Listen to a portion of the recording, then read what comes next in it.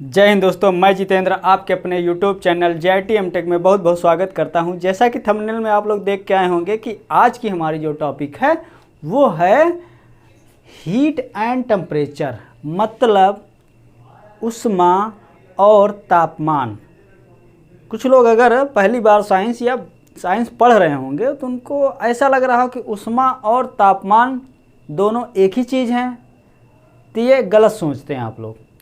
ऊष्मा और तापमान अलग अलग दो चीज़ें हैं, ये दोनों अलग वर्ड हैं, दोनों का अलग मीन होता है। हाँ, लेकिन एक दूसरे से ये संबंधित रखते हैं। ठीक, एक दूसरे से ये संबंध रखते हैं। तो आते हैं हम देर न करते हुए हीट क्या होती है, हीट समझते हैं, ध्यान से समझते हैं। हीट जैसा कि यहाँ लिखा है, हीट जो है, हीट एक तरह से मतलब ऊष्मा एक तरह की ऊर्जा होती है। ठीक, एक तरह का है ऊर्जा मतलब एनर्जी, जो हमें किसी वस्तु का, कोई भी बॉडी हो, उसके ठंडे या गर्म होने का एहसास कराती है। हीट क्या कराती है? किसी भी बॉडी को ठंडे और गर्म होने का एहसास कराती कि ये बॉडी ठंडी है कि गर्म है।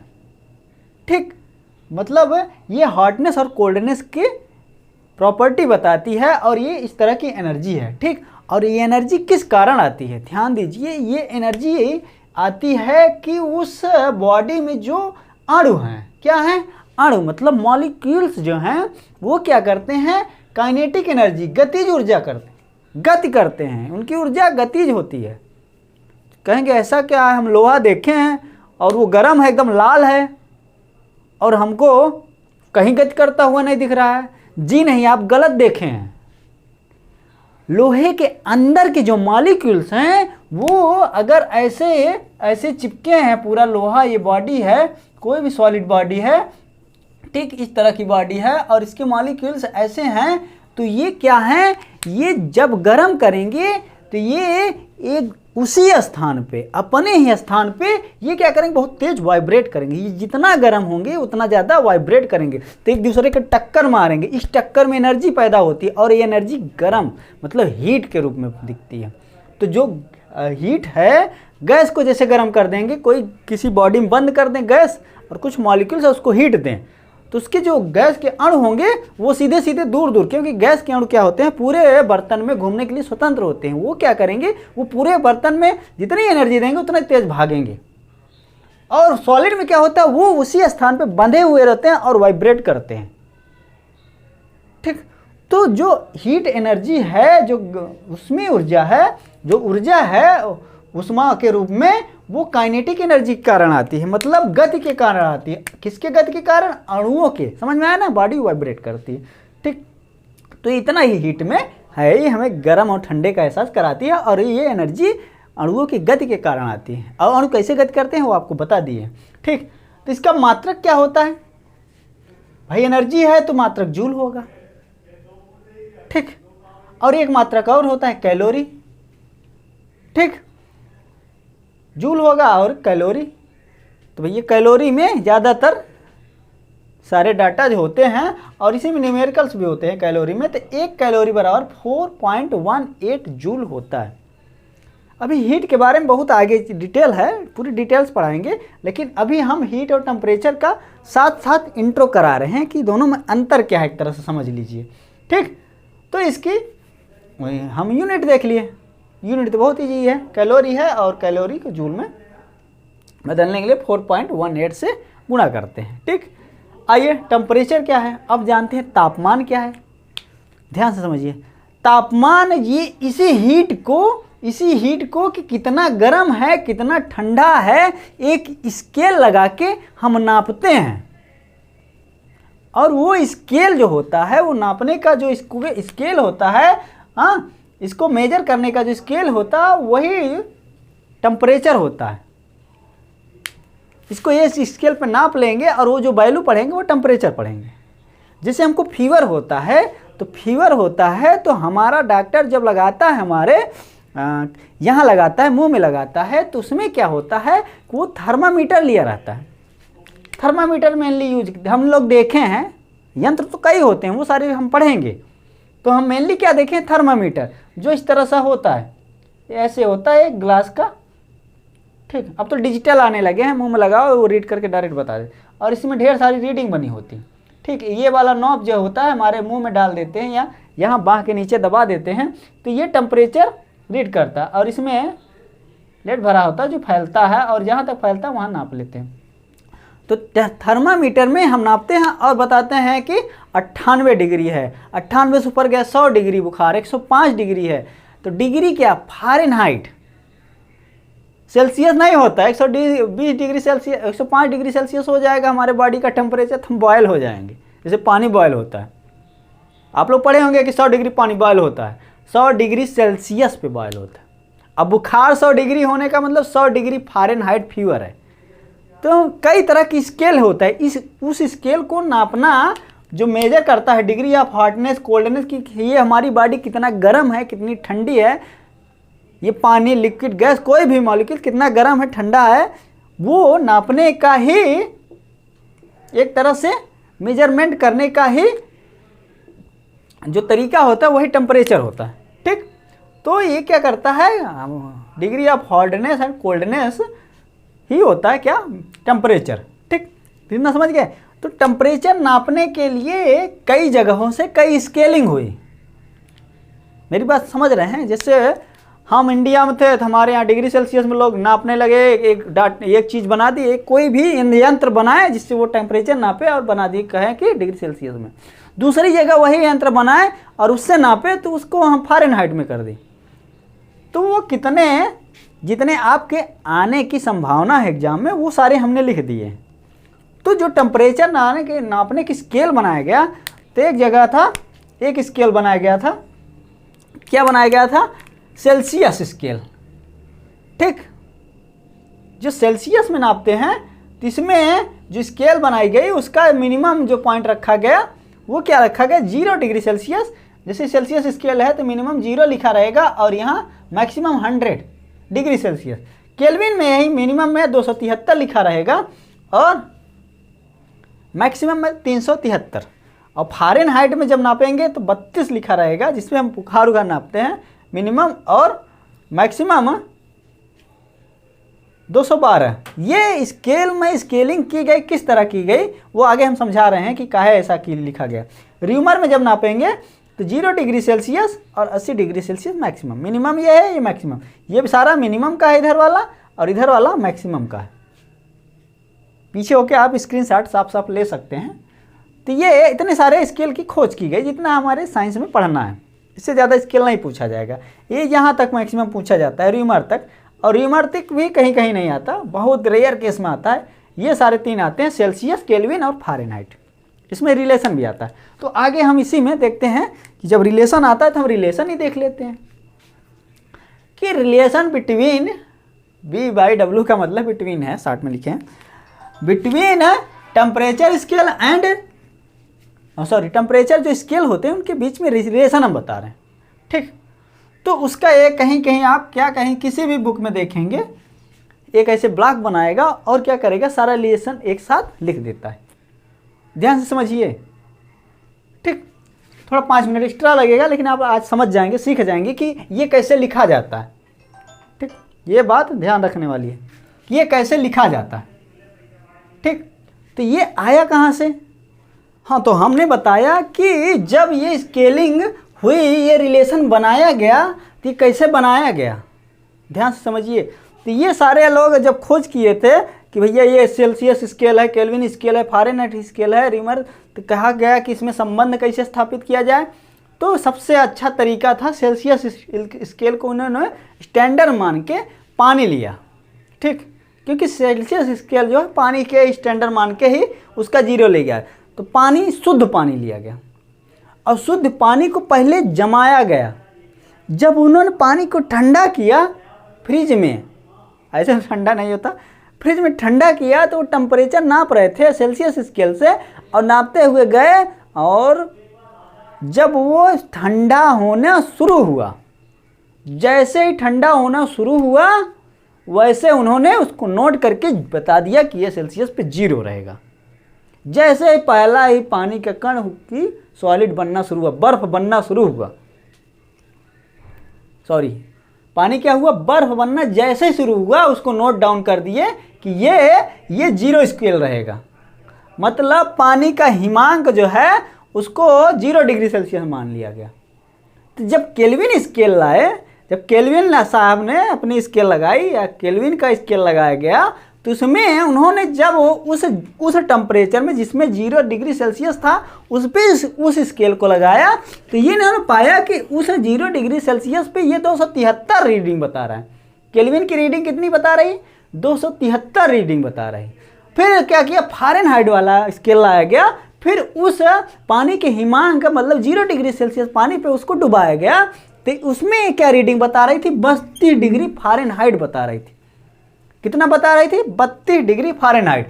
और र्यूमर के लाया गया तो र्यूमर भी 0 बताया।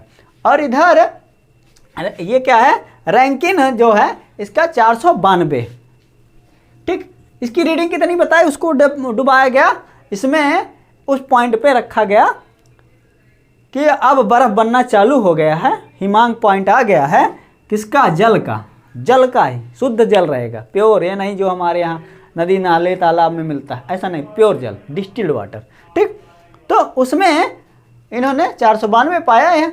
और फिर उसके बाद कहा अब आगे संबंध बनाना है, बराबर ही बताना है, क्योंकि अब रीडिंग बराबर ही बताना है, क्योंकि टेम्परेचर का डिफरेंस सेम है। तो उन्होंने बराबर के लिए फिर पानी को क्या किया, गर्म करना शुरू किया। पानी को क्या किया, गर्म करना शुरू किया। अब जो गर्म करते करते जैसे ही पानी भाप बनना चालू हुआ, फिर डिग्री सेल्सियस वाले स्केल को रखा, और सेल्सियस वाले स्केल के रख कर उन्होंने देखा 100 पे जब पहुंचा, तो 100 पे नहीं पहुंचा, पहले भाप बनना जैसे ही पानी का पहला कण अपनी अवस्था छोड़ के लिक्विड वाला गैस में वाष्प में बदलना चालू हुआ, वैसे उस पॉइंट को हमने 100 नोट कर दिया, ठीक। और फिर वही पॉइंट पे उसी टेम्परेचर पे पानी के कि भैया अब यहाँ से पानी वाष्प बनना शुरू हो गई, हमने केल्विन वाले को लाया तो ये 373 बताया, और फ़ारेनहाइट वाले को बदलाया तो 212 बताया, 212 डिग्री फ़ारेनहाइट बताया। और र्यूमर को लाया तो 80 डिग्री र्यूमर बताया, ठीक। ऐसे रैंकिन को लाया तो ये 672 बताया। मतलब पानी का क्वथनांक, बॉइलिंग पॉइंट पे ये सारे स्केल नोट किए गए। अब इन डाटा को, ये जो सारे डाटा हमने लिखा है, ये 3 तो पक्का याद कर लीजिए, और हो सके तो ये भी याद कर लीजिए। बाई फाल्ट आपको पूछ लिया तो आपको नहीं, तो ये डाटा ऊपर वाले और नीचे वाले डाटा आप याद कर लेंगे तो ये फार्मूला कैसे बना अपने आप समझ जाएंगे, ठीक। तो ये फार्मूला कैसे बना, ये देखिए, ध्यान से देखिएगा। पहले हमने सेल्सियस वाले स्केल के लिया तो 0 था, तो सेल्सियस पहले लिख दिया, उसके बाद नीचे वाले को माइनस, जो मिनिमम पॉइंट है उसको माइनस किया है। उसके बाद मिनिमम, और मतलब ये क्वथनांक, हिमांक और क्वथनांक किसका, पानी का अंतर है। ये नीचे क्या है, क्वथनांक और हिमांक का अंतर है, ठीक। ध्यान से देखिए, ये 100 है तो 100 माइनस 0 इसका अंतर, ये 373 माइनस 273, 373 273 ये अंतर है, ये भी अंतर है। 212 32 डिग्री फ़ारेनहाइट वाला ये भी अंतर है, ये नीचे अंतर है, और ऊपर मिनिमम वाला पॉइंट रखा गया। डिग्री सेल्सियस की मिनिमम 0 होता है, केल्विन का -273, फ़ारेनहाइट का -32, और रैंकिन का र्यूमर है, र्यूमर का 0 है मिनिमम, और इसका 492, ठीक। तो कभी कभी फार्मूला आ जाता है 1 डिग्री सेल्सियस बराबर कितना केल्विन, ठीक, और 1 केल्विन बराबर कितना डिग्री सेल्सियस। तो उसके संबंध में ये देखो होता क्या है, इसी को हमने क्या किया, अलग कर लिया। देखो हमने डिग्री सेल्सियस -0, तो इसको 0 हटा सकते हैं, माइनस कोई मतलब नहीं रखा, ये अंतर भी 100 है, 100 0 माइनस 100 माइनस 0 तो 100 अंतर आएगा, अब बराबर के -273 और बट्टे ये देखो 373 273 100 है, तो 100 से 100 कट गया, तो ये डिग्री सेल्सियस बराबर 1 डिग्री सेल्सियस मान लो, तो 1 केल्विन माइनस, या डिग्री सेल्सियस को केल्विन बदलना है तो 273, ये हो गया। ऐसे ये भी आया है, ये फ़ारेनहाइट और केल्विन सेल्सियस का संबंध है। ये कटने पिटने के बाद ये बचा है, तो यही चीज़ें यहाँ लिखी गई हैं। ठीक, एक चीज़ कभी कभी आती है, परम शून्य ताप क्या है। जब लोगों ने ठंडा करना चालू किया तो उसको ठंडा करते करते करते गए, कहाँ तक पहुँचे, पहुँच ही नहीं पाए। फिर लोगों ने कोई फार्मूला किसी तरीके से खोज किया साइंटिस्टों ने कि इस 0 डिग्री केल्विन पर, 0 डिग्री केल्विन पर कोई गैस जो होगी, गैस क्या होते हैं, उसके मॉलिक्यूल्स फ्री होते हैं कहीं भी घूमने के लिए। 0 डिग्री सेल्सियस उसके मॉलिक्यूल्स घूमने के लिए फ्री नहीं रहेंगे, वो जहाँ रहेंगे वहीं रुक जाएंगे, उनकी एनर्जी 0 हो जाएगी। कोई भी मॉलिक्यूल्स की एनर्जी क्या हो जाएगी, काइनेटिक एनर्जी 0 हो जाएगी। मतलब वो हील डुल एकदम फिक्स, एकदम जब फिक्स हो जाएंगे तो वो गैस जो है वो सॉलिड की तरह बिहेव करेगी। भाई गैस का मतलब होता है यहाँ है, यहाँ है, यहाँ गई, चारों तरफ नाच रही है। और जब सारी गैसें रुक जाएंगी, सारे मॉलिक्यूल, तो ये सॉलिड की तरह हो जाएगा, सारी जाके नीचे बैठ जाएंगी। जब रुक जाएंगी, उड़ नहीं पाएंगे तो आके नीचे गिर जाएंगी। जैसे सिलेंडर में भरा रहता है, सिलेंडर का गैस लिक्विड रहता है, अगर परम शून्य ताप तक ले जाएं तो वो सॉलिड हो जाएगा। कोई भी गैस, दुनिया की कोई भी गैस, जिसको आइडियल गैस कहते हैं, वही वो भी इस, तो उसको, और ये कितना होता है, 0 केल्विन या -273 डिग्री सेल्सियस ये होता है। और गैस ठोस में बदल जाएगी। ये हमने क्या बनाया है, ये सब चीज़ पढ़ा दिए, तो ये भी समझ लो क्या बनाया है, ध्यान से समझिए। बर्फ से पानी बदला, पानी से वाष्प, यही चीज़ हमने बनाया है। तो हमने क्या किया, ये एक तरह का ग्राफ बनाया है, इस वाले पे दिखाया टेम्परेचर, कि इधर जाएंगे टेम्परेचर बढ़ेगा, ध्यान समझिए, और इधर जाएंगे हीट। तो हमने क्या किया, -25 डिग्री सेल्सियस के क्या लिया था, बर्फ, -25 एटमॉस्फेरिक प्रेशर पे बर्फ लिया था। अब इस बर्फ को हमने क्या किया, भाई फ्रिज था हमारे पास, फ्रिज को ठंडा करके, जो डीप फ्रीजर होते हैं -20 डिग्री सेल्सियस, -20 -25 तक होते हैं। डीप फ्रीजर कौन सा होता है, जो बॉक्स वाला होता है। कभी केक को लेने गए हैं आप लोग, तो जो बॉक्स वाला फ्रीजर होता है वो डीप फ्रीजर होता है। जो हमारे घर में फ्रीजर होता है, नॉर्मल फ्रीजर होता है, वो -5 -60 डिग्री तक जाता है, इतना ही माइनस जाता है। ठीक, जो ऊपर फ्रीजर वाला पोर्शन होता है जिसमें बर्फ़ जमती है, उसमें -7 -5। लेकिन जो दुकानों में होता है वो डीप फ्रीजर होता है। क्यों होता है, कभी कभी लाइट अगर चली गई, बाय डिफ़ॉल्ट कुछ हो गया, तो केक रखा है, महंगा सामान रखे, कुछ भी रखे हैं, और वो क्या हो जाएंगे, अगर फ्रिज गर्म हो गया लाइट जाने के कारण, बहुत नुकसान हो जाएगा। इसलिए वो लोग क्या करते हैं, डीप फ्रीजर लेते हैं कि -25 डिग्री सेल्सियस तक अगर उसमें तापमान रहेगा तो वो धीरे धीरे 0 तक आने में, हमारा जो सामान रखा है ख़राब होने में मतलब काफ़ी टाइम लगेगा, गर्म ना हो पाएगा, इसीलिए वो डीप फ्रीजर लेते। तो -25 डिग्री सेल्सियस की बर्फ़ थी, फिर उसको क्या किया, हीट दिए, मतलब गर्मी दिए, तो गर्मी देते देते कि ये कहाँ तक पहुँचा, 0 डिग्री सेल्सियस तक पहुँचा। 0 डिग्री सेल्सियस पहुँचा, और 0 डिग्री सेल्सियस के बाद फिर और गर्मी दिए, तो बर्फ़ 0 डिग्री सेल्सियस पे होता है। उसके बाद उसको गर्म करते हैं तो लेटेंट हीट लेती है, आगे हम पढ़ाएंगे पूरा। तो क्या करती है, पिघल के वो क्या बनी, बर्फ़ से पानी। यहाँ तक बर्फ़ थी, यहाँ तक क्या थी, बर्फ़, ये भी बर्फ़ थी, ये भी बर्फ़, यहाँ क्या बन गई, पानी 0 डिग्री सेल्सियस का। ठीक, अब फिर पानी को गर्म किए तो ये क्या हुआ, आया कहाँ, 100 डिग्री तक। 100 डिग्री तक जाएगा पानी बनते बनते, उसके बाद 100 डिग्री के बाद जब पहुँच जाएगा तो पूरे पानी को और गर्म करेंगे, तो वो क्या करेगा, पानी धीरे धीरे 100 डिग्री सेल्सियस से पूरा पानी पहुँच गया, तो धीरे धीरे क्या करेगा, पूरा पानी किस में बदलेगा, वाष्प में। ठीक, पूरा पानी, ये पानी है, और इधर गर्म करके इसको पूरे पानी को हमने क्या किया, वाष्प। यही तो बॉइलिंग पॉइंट होता है, और ये फ्रीजिंग पॉइंट होता है। ठीक, तो यही ग्राफ बना था।